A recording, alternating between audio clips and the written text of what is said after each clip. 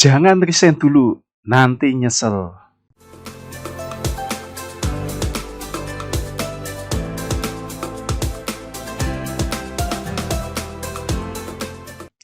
Sebelum saya lanjutkan video ini, bagi teman-teman yang akan mensupport channel ini, teman-teman bisa ikut bergabung ya. Caranya yaitu cukup download dan buka rekening Neobank dengan link bit.ly/support-channel atau dengan menggunakan kode referral 6JPKN2. Oke, bagi teman-teman yang kemarin alhamdulillah bisa lolos CPNS, lolos seleksi, mendapatkan video-video dari ini yang cukup menginspirasi ya teman-teman. Silakan teman-teman nanti bisa support channel ini, caranya dengan cukup download dan buka rekening Neobank ya. Linknya nanti ada di deskripsi. Nah, support teman-teman tentunya membuat motivasi saya untuk selalu update video terbaru seputar CPNS, Latsar, Dupak Pranata Komputer, dan hal-hal yang bermanfaat lainnya di dunia ASN.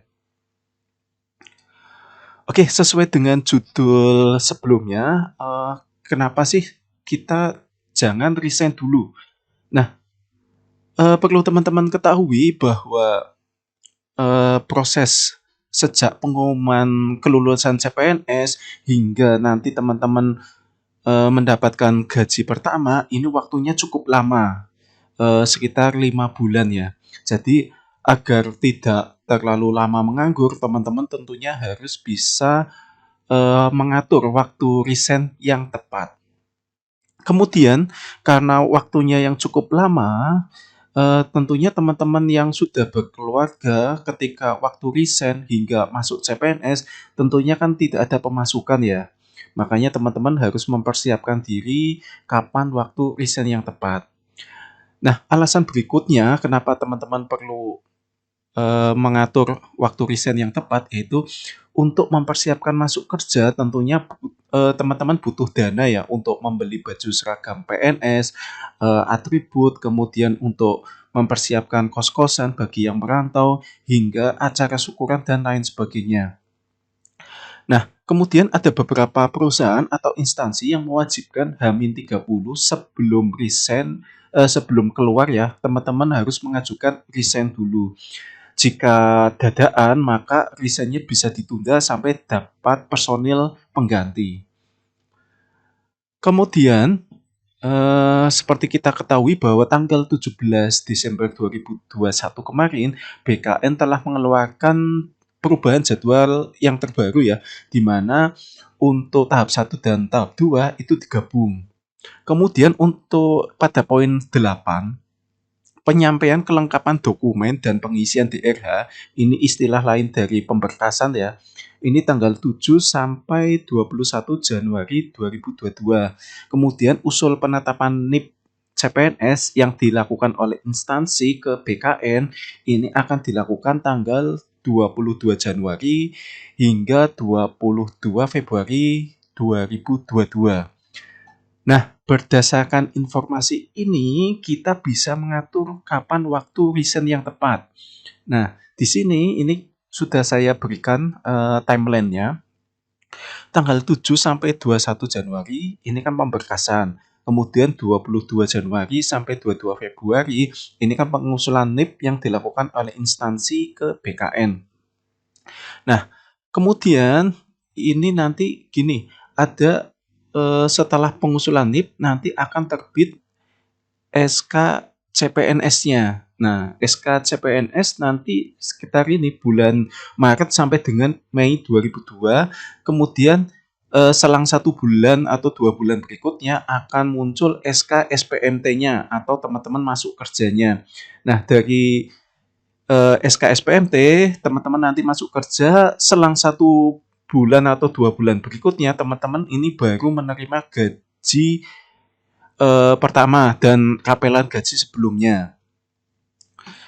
Nah, nanti teman-teman gini ya, kenapa ada SK CPNS yang terbit bulan Maret, terbit bulan April, terbit bulan Mei, ini karena gini, karena antrian di BKN itu lama ya. Jadi berkasnya itu menumpuk banyak sekali. Nah, ini perkiraan saya bagi instansi yang mengirimkan sekitar 22 sampai 31 Januari, ini nanti SK SPMT-nya bisa diupayakan untuk terbit di bulan Maret 2022. Kemudian SK SPMT-nya 1 bulan kemudian, ini 1 April 2022. Kemudian gajiannya sekitar 1 Mei 2022.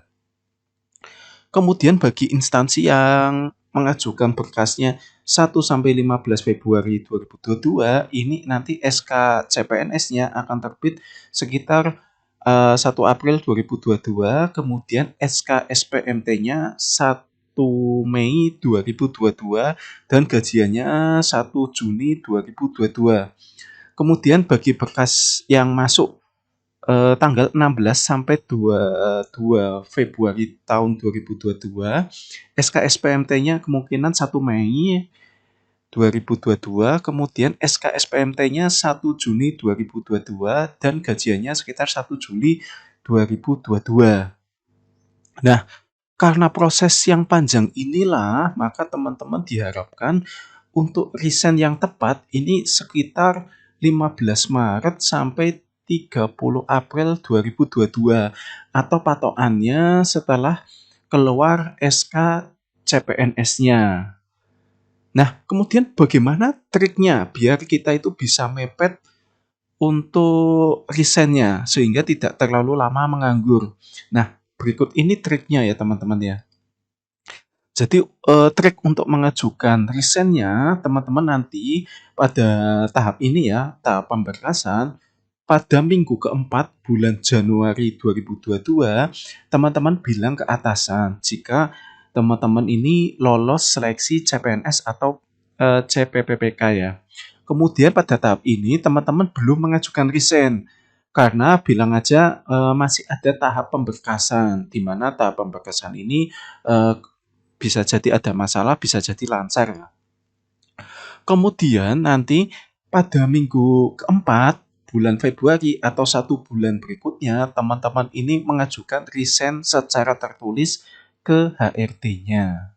Nah, bilang bahwa teman-teman ini masih bisa bantu perusahaan sampai dengan 1 sampai 2 bulan sejak mengajukan resign. Seperti itu. Kemudian nanti di minggu keempat bulan Maret sampai dengan minggu keempat bulan April, teman-teman baru keluar dari perusahaan.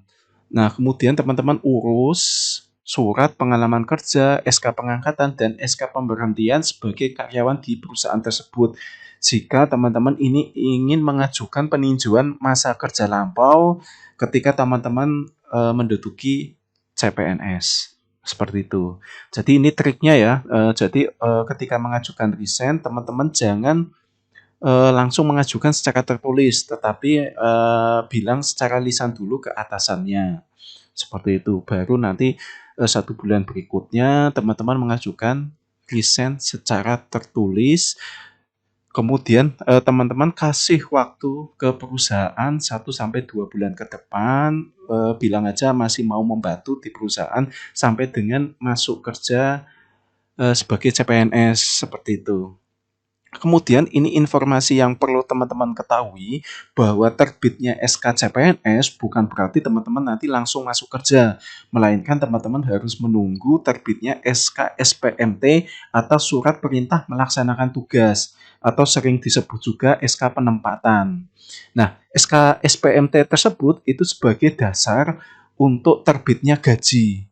Jadi sebelum munculnya SK SPMT ini, teman-teman ini tidak bisa keluar gajinya ya. Makanya teman-teman nanti menunggu SK SPMT terlebih dahulu. Nah, SK SPMT ini terbit biasanya 1 bulan setelah terbitnya SK CPNS. Atau ada beberapa instansi yang terbitnya molor dari situ. Biasanya ada yang 2 sampai 3 bulan setelah terbitnya SK CPNS. Maka dari itu saya akan menyarankan teman-teman jangan resign dulu. Nah, kemudian, Mas, saya sudah terlanjur resign, ini gimana, solusinya? Ya kalau sudah terlanjur resign, ya ini kan anu ya, apa, resiko dari teman-teman sendiri ya, kalau sudah terlanjur resign ya hidup hemat, alias mantap ya, makan tabungan. Karena gaji CPNS ini biasanya gaji pertamanya cukup lumayan lama ya, sekitar 5 bulan lagi. Jadi teman-teman harus hidup hemat.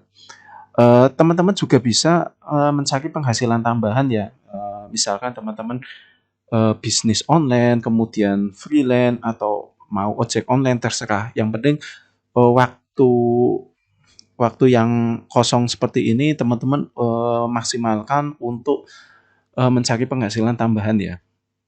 Dulu saya pun demikian ketika, diterima menjadi CPNS, saya itu menjadi seorang penulis ya, penulis dulu tuh penulis freelancer itu lumayan juga, waktu itu kan, dapat tambahan penghasilan dari nulis, seperti itu.